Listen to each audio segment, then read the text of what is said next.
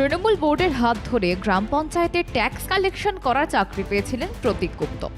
তিনি আবার বুথ সভাপতিও। তৃণমূলের জামানা থেকে দেদার চুরি করে যাচ্ছিলেন তিনি। বুথ সভাপতি বলে কেউ তাকে স্পর্শ পর্যন্ত করেনি। কিন্তু বর্তমানে নদিয়ার শান্তিপুরের ফুলিয়া টাউনশিপ গ্রাম পঞ্চায়েতে বিজেপি বোর্ড ক্ষমতায় এসেছে। বোর্ডে পালাবদল হলেও তৃণমূল নেতার চুরি কিন্তু বন্ধ হয়নি। ভেবেছিলেন তৃণমূলের মতো বিজেপি নেতাদের ম্যানেজ করে চুরির কারবার রমরমিয়ে চালিয়ে যাবেন, আর তাতেই হলো যত বিপত্তি।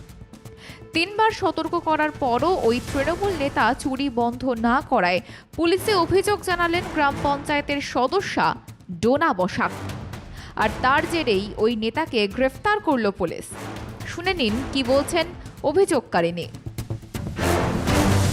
সারা ফুলিয়া গ্রামবাসী তথা শান্তিপুর ব্লক জেনেছে যে ফুলিয়া টাউনশিপের যে ট্যাক্স কালেক্টর প্রতীক গুপ্ত, সে দীর্ঘ 7 বছর ধরে পঞ্চায়েতের কর এবং ট্যাক্স, জনগণের যে টাকা সে টাকা চুরি করছে।